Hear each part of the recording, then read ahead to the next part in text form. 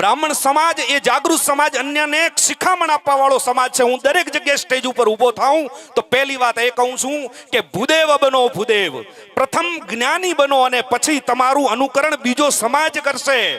ભલા માણસ આપણા ઘરે ડેકલા વાગે ને ભૂવા ધૂણે તો તમે શું માનો છો કે બ્રહ્મ સમાજમાં આપણને શોભે એવું કામ છે? અન્ય સમાજને જ્ઞાન આપવા વાળો સમાજ જ્યારે ડેકલાના તાલે ધૂણવા માંડે ને ત્યારે ગણવાનું કે આપણા પેઢીનું ક્યાંક પૂન ખૂટી ગયું છે. આવા રવાડે ક્યાંય ચડતા નહીં, કારણ કે આપણે બીજાને વેદોનું જ્ઞાન આપીએ છીએ, આપણે બીજી સમાજને ધર્મનું જ્ઞાન આપીએ છીએ, રામાયણનું જ્ઞાન આપીએ છીએ, હોમ હવન કરીએ છીએ. આ તો આપણે હોમ હવન છોડી દીધા. બાકી પુરોહિત જ એને કહેવાય જે યજ્ઞ કરતો હોય એ રાજપુરોહિત છે. તો આપણી જાતને ક્યારે આપણે ભૂલીએ નહીં અને આ ખોટા રિવાજોમાં ક્યાંય તણાઈએ નહીં. સાચું બોલજો, આમાંથી બર્થડે કેટલા ઉજવે છે બાળકો? માતાઓ પણ એટલા શોખીન હોય છે કે મારો દીકરો હેપી બર્થડે તો કરવો જોઈએ. હું તમને કારણ બતાવું હેપી બર્થડે નું. હું લગભગ દરેક જગ્યાએ કહું છું, મહેન્દ્રભાઈ ક્યારેક સાઉન્ડ લઈને હોય, લગભગ દરેક જગ્યાએ મારી આ વાત થતી હોય છે.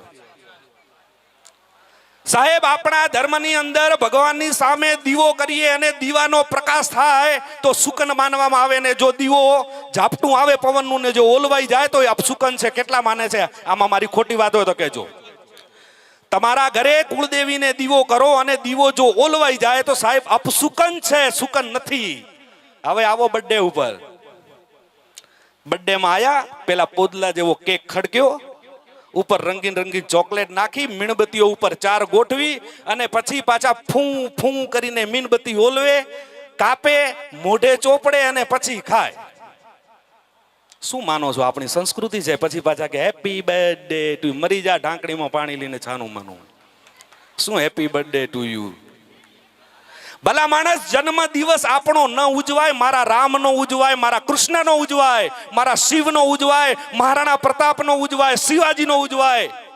આપણે શું મહાન કામ કર્યા છે કે આપણે જન્મ દિવસ ઉજવી શકીએ? અને છતાંય ઉજવવો હોય તો ઉજવો, 100% ઉજવો. પણ કેવી રીતે? ભગવાનને આગળ દીવો ધરો, ઘરે માતર બનાવો, પેંડા બનાવો, ભગવાનને એનું ધૂપ આપો. સમાજમાં જેટલા વડીલો છે, માતાઓ છે, મોટા વડીલો છે, એમને બાળકને પગે લગાડતા શીખવાડો, એનું સન્માન કરતા શીખવાડો. અને પોતે ધોતી પહેરીને જો છોકરો હોય તો એને બાઈ હોય તો માથે ઓઢીને અને પછી મા બાપના આશીર્વાદ લે અને આજુબાજુમાં એ પ્રસાદીને વેચે ને તો એને કહેવાય જન્મદિવસ ઉજવ્યો. બાકી ફૂં ફૂં કરીને આપણે જે હેપી બર્થડે ટુ યુ કહીએ છીએ ને એને જાકારો આપજો. એના કરતા એક ખતરનાક રિવાજ આવ્યો પાછો બીજો. આ તો હજી બાળકોમાં છે.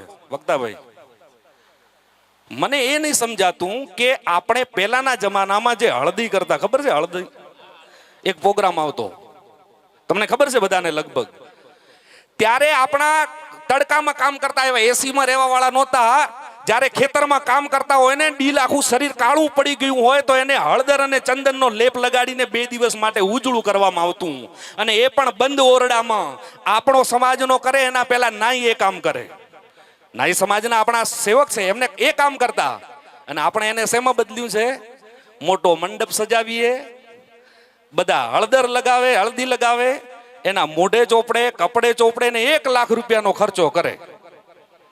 શું વાત કરો છો ભલામણ? આ હલ્દીના પ્રોગ્રામો આપણા સમાજમાં પિક્ચરના માંથી ઉતારા કરી કરીને ખોટા ખોટા ખર્ચે નહીં ચડશો.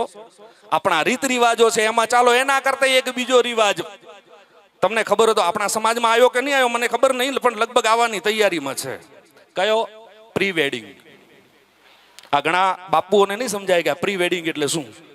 બાપુ, એ પ્રી વેડિંગ એવું છે કાકા કે લગ્ન થાય ને, લગ્ન એના પહેલા છોકરો ને છોકરી ફરવા માટે જાય અને 2 દિવસ એકલા રોકાય, ત્યાં ફોટોગ્રાફી કરે, વિડીયો ચાલુ કરે. હવે લગ્ન પહેલાનું લગ્ન એટલે પ્રી વેડિંગ. અલ્યા ભાઈ, આપણો સભ્ય સમાજ છે. દીકરી લગ્ન કરીને ગઈ હોય ને ચૂડલો પહેર્યો હોય તો 6 12 મહિના સુધી એ ચૂડલો એના બાપના બતાવે. એ સમાજ આપણો છે. બાપ સામે બેઠો હોય, જમાઈ સામે બેઠો હોય તો એ ઘૂમટો ઊંચો ના કરે. એ આપણો સમાજ છે. અને તમે પ્રી વેડિંગ ના રવાડે ચડ્યા છો. પાછા વળી જજો, નહીતર ભૂદેવ કહેવાને લાયક નહીં રહો, એની ગેરંટી આપું છું. સભ્યતાને તમે વળગી ન રહ્યો તો આ સમાજનો કોઈ પણ વ્યક્તિ આ સભ્યતાને નહીં વળગી રહે, એની ગેરંટી આપું છું. અરે એના કરતા આપણા પુરુષ સમાજના બે થી 4 જણાને એવા જોયા છે, ગર્ભ ધારણ કરે તો તમને ખબર છે કે જ્યારે દીકરી પેટથી હોય અને પિયરથી જ્યારે સાસરે જાય તો સાસરી પક્ષવાળા લેવા આવે અને કિલો ગોળ સાઈડમાં રાખે, રસ્તામાં જે પેલું મળે એને આપી દે, મીઠું મોં કરાવે અને સુકન લઈને જાય. એ આપણો રિવાજ હતો. અત્યારે દીકરી, મારે કહેવાય નહીં, મારે કહેવું પડશે આજે, કારણ કે ખરાબ રિવાજ ઉજવતા તમને શરમ નહીં આવતી કોઈને, તો મને કે તશે ની શરમ આવે. પેટ ઉઘાડું રાખીને એનો જમાઈ એને બાજુમાં હાથ રાખીને ઊભો રહે અને પછી 2-4 ફોટા પડાવે અને પાછા ન્યૂ બેબી બર્ન એવા કઈ મેસેજ મૂકે, ભલા માણસ મરી જાઓ. શિવાજીના પેટે, માં જીજાબાઈના પેટે શિવાજી ત્યારે જન્મ્યા કે જ્યારે એને રામાયણ વાંચી ગર્ભાવસ્થા દરમિયાન. દ્રૌપદીના પેટે અભિમન્યુ ત્યારે જન્મ્યો અને 6 કોઠાની વિદ્યા ત્યારે જાણી શક્યો અને જીતી શક્યો, કારણ કે એને બાલ્યકાળથી એને યુદ્ધ કથાઓ શીખવી માતાએ. રામાયણ વાંચીને, મહાભારતો વાંચીને, એની યુદ્ધ કથાઓ વાંચીને, વીર કથાઓ વાંચીને. અને તમે શું એમ માનો છો કે આમ પેટ ઉપર ફોટા મૂકીને અમે ફોટા પાડીએ તો તમારા પેટે શિવાજી પેદા થાય? ગલુડિયા પેલા થાય, ગલુડિયા. એ શિવાજી પેદા ન થાય. ભલા માણસ, આ શરમ કરવા જેવી વાત છે. કોઈ મહાપુરુષને જોઈએ, કોઈ વીર પુરુષને જોઈએ તો આપણને ઈચ્છા થાય કે મારો દીકરો પણ આવો થાય, મારો દીકરો પણ ભારત દેશનું નામ રોશન કરે. તમે શું માનો છો આવી રીતે ભારત દેશનું નામ રોશન થશે? એમ પાછા વળી જજો.